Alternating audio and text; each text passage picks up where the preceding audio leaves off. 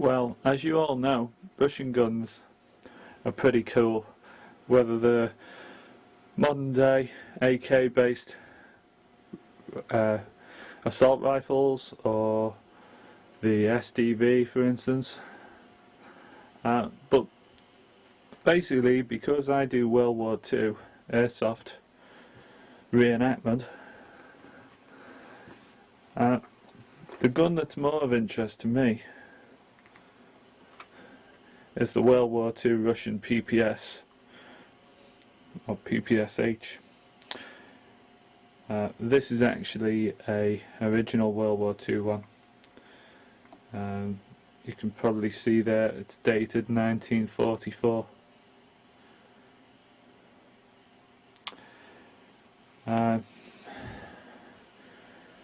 The drum mag, I can't remember the capacity on it. There's 50 odd rounds, I think. The drum mag, 7.62.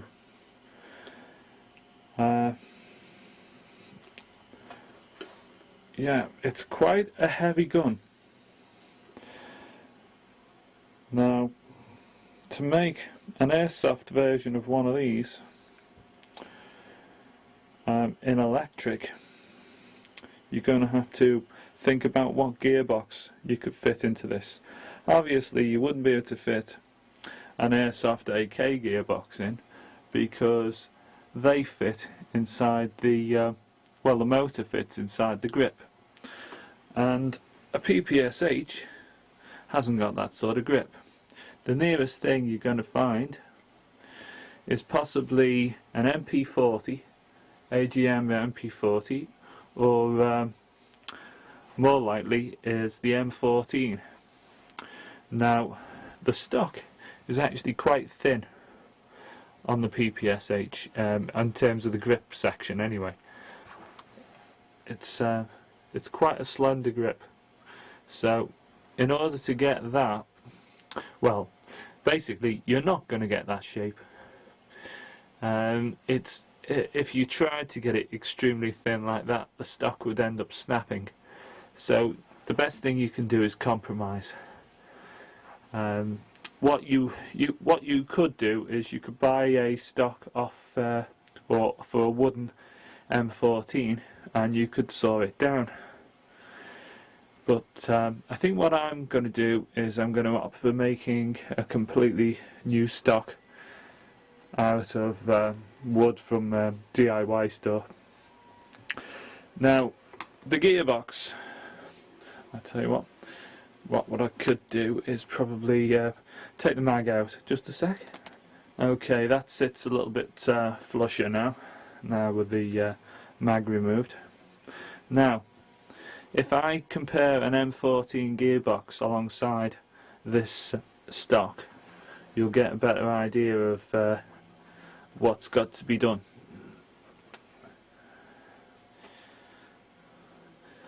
So, there's the trigger position, lining the trigger position up, and you can see, looking down on this, yes, so you can see the air nozzle lines up with the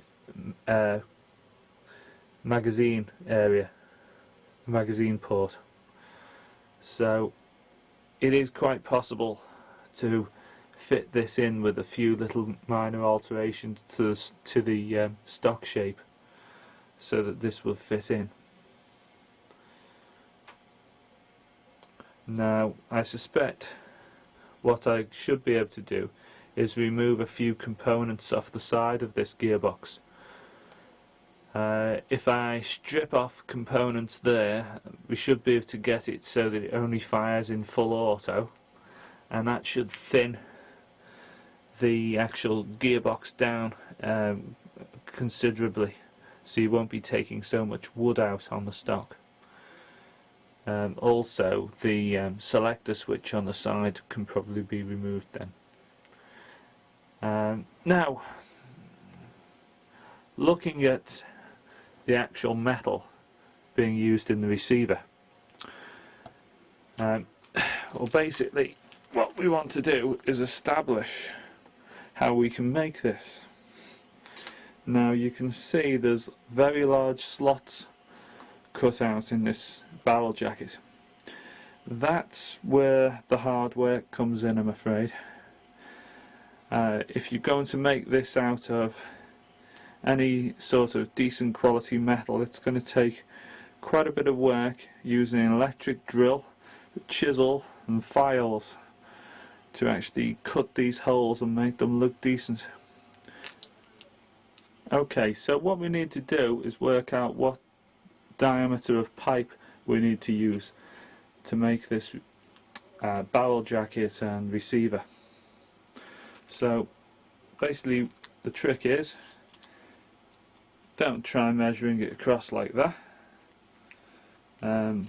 because it's a squared off piece of piping, so you're not going to get a very good, well, it's squared off but rounded at the corners.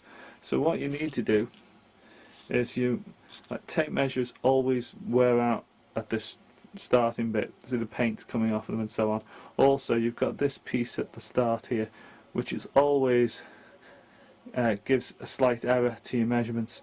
So your trick is to start off at about 10 centimeters in on it, put that in a position of reference, like next to one of the holes, and basically wrap your tape measure around until it joins up with the same point,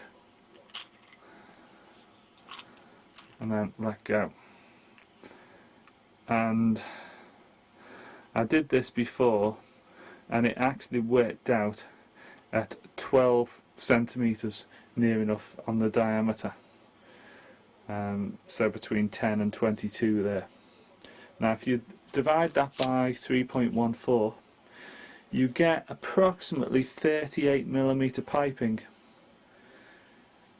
So what we need to do is go and find some 38mm OD pipe that's not too thick on the wall, so that I don't have to do too much hard work in cutting it. The other thing I need to do is find a piece which is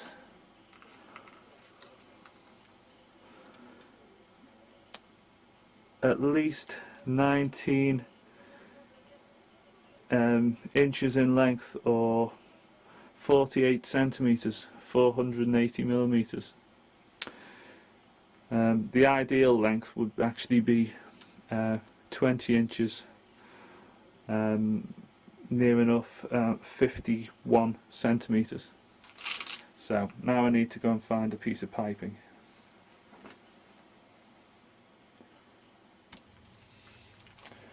Okay, I've been looking for my junk pile of pipes, and I found this one here. Now this actually came from I think it was a piece of exercise equipment which was chucked out at my local tip, and basically most of my scrap metal is reused and comes from it's had a previous life. Now I've taken a bit of a measurement with this one, and remember I'm looking for about 38mm diameter. Now this one works out at about 42mm, so I've decided I'd rather go for something less than that because it's going to look too bulky. I've got this. It's a piece of scruffy pipe. In fact, I think it's possibly been stuffed in the ground once. Got some manky tape around the end of it. I think I actually used this probably about 18 years ago for a CB aerial mounting post. So I've taken a measurement on this. You see it's got cobwebs in it and all sorts of crap, but it won't look like that when it's finished, will it? Now that is just on the size you want, 38mm. Near as damn it anyway. So that's my pipe. So the trick is, I've got enough pipe here to cut it to the size I want. So I'll probably leave it a little bit longer than I need to until I actually make sure that I'm cutting the holes correctly at the one end in the barrel jacket part. So let's see how I get on.